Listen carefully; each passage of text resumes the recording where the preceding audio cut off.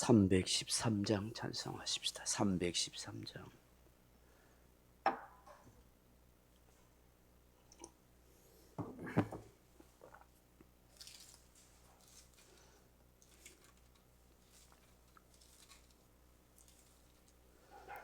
찬송가 313장입니다.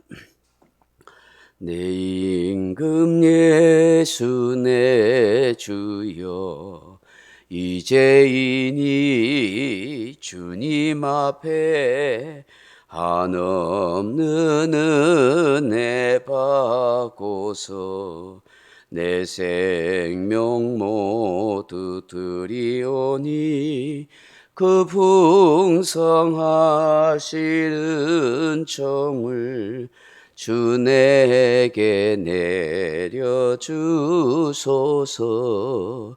내 임금 예수 내 주여 내 허물은 덮으시고 주 십자가에 흘리신 그 피를 믿는 마음 보사 내 중한 죄를 사하여 참 평안한 맘 주소서. 내 임금 예수 내 주여 주 은혜에 감격하여 한없는 감사 찬송을 내 주님 앞에 드리오며 내 마음과 정성 다하여 늘 기뻐하며 살리라. 내 임금 예수 내 주여 이 마음과 이 전한 몸 그 법의 피로 값주고 주 친히 사신 것이오니 나 이제 사나 죽으나 주 뜻만 따라 살리라. 아멘. 하나님 말씀은 히브리서 5장 11절 말씀 같이 읽어보겠습니다. 히브리서 5장 11절 말씀 같이 읽겠습니다. 멜기세덱에 관하여는 우리가 할 말이 많으나 너희가 듣는 것이 둔함으로 설명하기 어려우니라. 아멘. 사랑하는 성도 여러분, 히브리서에서 멜기세덱에 대한 말씀이 참 많이 나옵니다. 예수님과 연관하여서 예수님이 이 멜기세덱의 반차를 따르는 대제사장이라 그렇게 말씀하십니다. 또 본문에서도 멜기세덱에 관하여 우리가 할 말이 많으나 너희가 듣는 것이 둔함으로 설명하기 어려우니라.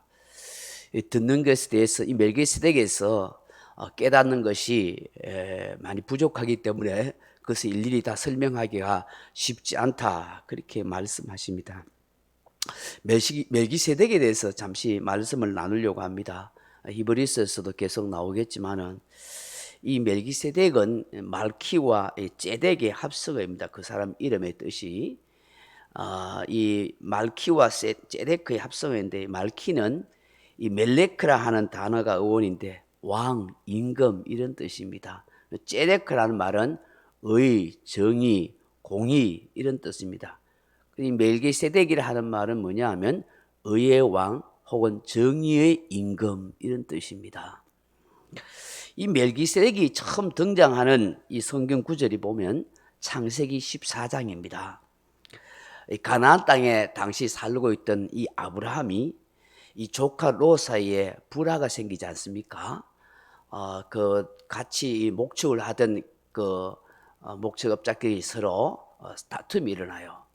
왜냐하면 이 아브라함의 가축도 또 롯의 가축도 점점 많이 불어나다 보니까 목초지가 한정이 된 거예요.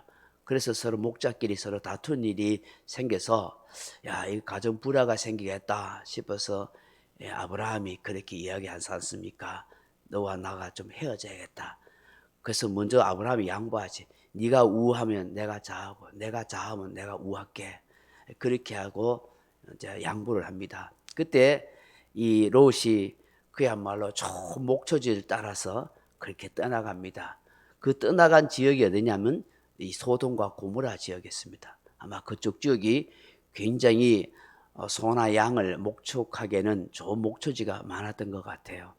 어쨌든 간에 그 소돔과 고모라 그 지역에 가서 또 그 성읍에 가서 살게 되면서 이 아브라함과는 헤어지게 됩니다. 그런데 이 소돔과 고모라 성은 그야말로 악한 성이었었죠.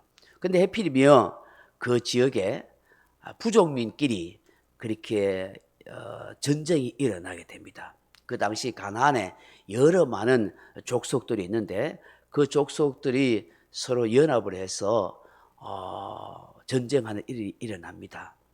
여러분 이 역사를 보면은 아무래도 강한 나라가 약한 나라를 침략해서 그 약한 나라의 여러 가지 뭐 물자를 빼앗는다든지 또 땅을 차지한다든지 조공을 받는다든지 뭐 이러지 않습니까? 이 가나안 땅에도 그랬던 것 같아요. 강한 민족이 강한 부족이 약한 부족을 침략해서 그 죽이기도 하고 땅을 차지하기도 하고 또 많은 재물을 약탈하거나 조공을 바치는 그런 일이 있었던 것 같아요. 그러는 가운데 서로 연합해서 전쟁을 하게 되는데 나중에 이 소돔과 고모라에 있는 그 왕들도 전쟁에 나갔다가 결국은 패배하게 되고 그리고 많은 그 성읍에 있는 물자들과 그런 많은 재물들을 다 약탈하고 또 빼앗기게 되는 것이죠. 그때 있었던 이 롯과 그 가족들도 그 소돔 땅에 있다가 애꿎게 그 전쟁에 휩싸여서 결국 어떻게 해요? 그 가나안 땅에 있는 많은 그런 왕들에게 붙잡혀가게 됩니다. 재물을 약탈당하고 그리고 롯과 가족들도 붙잡혀서 포로로 잡혀가는 것이죠. 그 당시에 포로로 잡혀간다는 것은 아주 비참한 노예살이를 하게 되는 그런 상황이 된 것입니다. 이 소식을 들었던 이 아브라함이 자기 집에서 길렸던 318명의 부하들과 또 주변에 아는 사람들과 같이 연합해서 이 롯의 가족들을 구하러 달려갑니다. 그래서 나중에 야밤에 찾아가서 자기들은 막 잔치를 벌이고 있는 그때에 쳐들어가서 그 부족민들을 다 멸하고 그 롯의 가족들을 데리고 오죠. 그리고 빼앗겼던 재물을 다 되돌려 주는 것입니다. 그 전쟁에서 승리하고 돌아올 때에 갑자기 어디에서 나타나는지 이 성경에 보면 살레만 멜기세덱이 떡과 포도주를 가지고 나타나서 지극히 높으신 하나님의 이름으로 그렇게 축복을 해줍니다. 이르되 천지의 주제이시여 지극히 높으신 하나님이여 아브라함에게 복을 주옵소서. 너희 대적을 내 손에 붙이신 지극히 높으신 하나님을 찬송할지어다. 이렇게 하나님의 이름으로 축복을 해주는, 아브라함을 축복해주는 이런 참 신비스러운 그런 일이 일어나는 것이요. 이때 이 멜기세덱 왕이 누구냐 하니까 살렘 왕 멜기세덱이라 그렇게 이야기합니다. 살렘이란 말은 평화라는 뜻이거든요. 평화의 왕 멜기세덱, 의의 왕 이런 뜻이죠. 이 당시 아마 이 멜기세덱이 예루살렘을 다스리고 있었던 그런 어떤 왕이었던 것 같아요. 그런데 그가 하나님을 경외하는 믿음의 사람이었던 것 같아요. 그래서 하나님의 이름으로 그렇게 축복을 이 멜기세덱이 이 아브라함에게 빌어준 겁니다.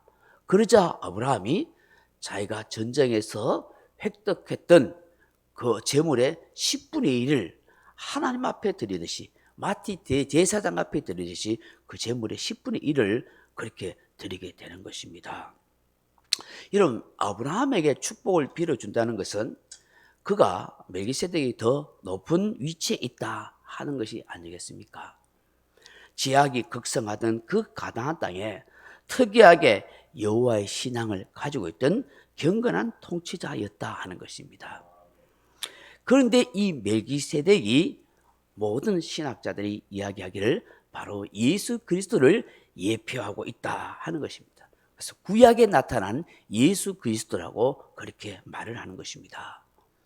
이런 멜기세덱이 아브라함이 전쟁에서 승리하고 돌아올 때에 물론 그 당시 문화에 배가 고프고 지쳐있는 사람들에게 뭐 잔치를 배설하고 떡과 포도주를 줍니다마는 이 떡과 포도주가 뭐겠냐는 것이죠.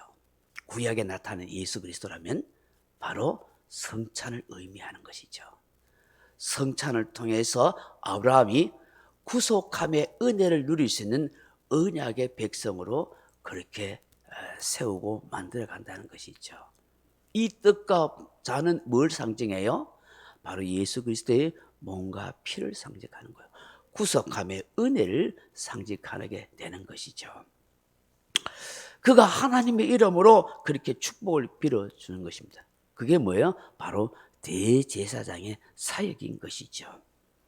그렇기 때문에 아브라함이 이 대제사장의 대신은 이 멜기세덱에게 그렇게 10분의 1을 드렸다고 하는 것입니다. 여러분, 우리 예수님이 어떤 분이에요? 평강의 왕이시고 의의 왕이시잖아요. 우리에게 평강, 샬롬을 가져다 주시는 분이고 우리를 의로운 길로 인도해 주시는 분이 바로 의의 왕, 평강의 왕이신 예수님이시잖아요. 시편 기자도 이 멜기세덱에 대해서 오실 메시아이신 예수님인 것을 이렇게 예언하고 있어요. 시편 110편 4절에 보면 여호와는 맹세하고 변하지 아니하시리라 이르시기를 너는 멜기세덱의 서열을 따라 영원한 제사장이라 하였도다. 이렇게 시편 기자도 예언하고 있는 거예요. 이 멜기세덱이 영원한 대제사장이다. 창세기 14장에서 그리고 시편에서 멜기세덱에 대해서 이렇게 말씀하고 있고 또 히브리서에서도 이 멜기세덱에 대해서 이렇게 말씀하는 거예요. 인간의 혈통인 아론의 후손 레위 지파의 그 후손의 대제사장이 아니라 인간의 혈통에 상관없는 갑자기 등장한 멜기세덱의 그 반차를 따라서 예수 그리스도가 영원한 대제사장이라고 말씀하는 거예요. 이 멜기세덱이 의의 왕이고 평강의 왕이라고 하지 않습니까? 그것이 바로 예수님이라고 말씀하셨는데 그 예수님에 대해서 이사야 선지자는 아기 예수를 이렇게 표현하고 있죠. 이사야 9장 6절에 보면 이는 한 아기가 낳고 우리에게 낳고 한 아들을 우리에게 주신 바 되었는데 그의 어깨에는 정사를 메었고 그의 이름은 기묘자라 모사라 전능하신 하나님이라 영존하신 아버지라 평강의 왕이라 그렇게 할 것임이라 그렇게 이야기했습니다. 이사야 선지자는 아기 예수님이 이 땅에 오실 것을 예언하면서 그분이 어깨를 정사에 메었다고 말씀해요. 이 정사란 말이 마스 하는 말인데 통치, 권력, 정부라는 거예요. 예수님은 이 세상을 통치하시고 다스릴 권세를 가지신 분이라는 것입니다. 그런데 그분의 이름이 어떤 뜻이라고요? 기묘자라 했어요. 기묘자. 기묘자라 하는 말은 페로 하는 말인데 기적, 경이로움, 불가사의한 뜻이에요. 이 인간의 말로는 인간의 이성으로는 이해할 수 없는 신비롭고 신기한 분이라 한 뜻이에요. 또 모사라 그랬어요. 야하츠라는 말인데 우리의 상담자, 격려자 그런 뜻이에요. 우리를 상담해 주시고 격려해 주시는 분이라는 거예요. 또 어떤 분이라고요? 전능하신 하나님이시다 하는 거예요. 어떤 것도 이루지 못할 성취하지 모든 것을 성취할 수 있는 그런 전능하신 하나님이라는 거예요. 여러분 이 전능하신 하나님이란 엘사다이라 하는 말이거든. 이 사다이라는 이 단어가 전능하신이라는 것인데 우리가 생각하는 전능하심이라는 이 단어가 모든 것을 할 수 있는 능력이 많으신 분 이런 뜻이거든요. 원래 사다이라는 히브리 어원을 보면은 어떤 거냐면 저통이 큰 이런 뜻을 가지고 있어요. 그러니까 짐승의 저통이 크거나 어머니의 저통이 클 경우는 아이에게 젖을 무한하게 줄 수 있고 또 자기 이 짐승이 새끼에게 젖을 항상 공급해 줄 수 있잖아요. 그 히브리인들의 개념은 뭐냐면 우리에게 모든 필요한 것을 한없이 공급해 주시는 분, 그래서 그분을 엘사다이, 전능하신 하나님이라 그렇게 그들은 생각한 거예요. 왜 그럴까요? 먹는 것과 마시는 물과 어떤 생활의 필수품이 부족한 그 시대 사람들에게서는 하나님이란 분은 어떤 개념이냐, 우리의 인생을 책임지시는 분, 그러니까 모든 필요한 것을 항상 공급해 줄 수 있는 그런 그런 하나님이 전능하다 하는 것으로 그렇게 이해했던 거예요. 지금의 우리 시대의 의미는 뭐냐면 모든 것을 이룰 수 있는 능력이 많으신 분이라고 표현하게 되는 것이죠. 그런 개념으로 전능하신 하나님이시다라고 이야기하고, 그리고 영생하시는, 영존하신 아버지다, 영원히 존재하시는 아버지와 같으신 분이시다, 그리고 그분이 평강을 주시는 왕이시다는 것이죠. 바로 그 예수님이 멜기세덱이고, 멜기세덱이 바로 예수님이라는 사실을 우리에게 말씀하는 것입니다. 우리의 영원한 속죄 제사를 드렸던 대제사장이신 예수님이, 그분이 바로 의의 왕, 평강의 왕이시다 하는 것입니다. 이 새벽에 이 평강과 의의 왕이라는 단어를 묵상하면서 내 삶에 평강으로 인도해 주시는 예수님, 내 인생을 바르고 의로운 길로 인도해 주시는 예수님, 그 예수님, 그 목자이신 주님을 따라 내 인생을 한평생 바르게 살아가고 그리고 평화롭게 살아가게 하옵소서. 그렇게 기도하는 저와 여러분 되기를 주님의 이름으로 축원합니다. 명령과 선포합니다. 1. 나는 주님의 은혜로 모든 일에 날마다 점점 더 좋아지고 있다. 나는 오늘부터 다른 사람을 비난 원망하거나 비판 판단 정죄하지 않겠습니다. 나는 하나님 다음으로 나를 사랑한다. 나는 나를 사랑한다. 교만은 독약이다. 그 어떤 경우에도 감사합니다. 나는 내 안에 살아계신 예수님 때문에 행복하다. 있을지어다 그대로 되니라. 좋았더라. 아멘.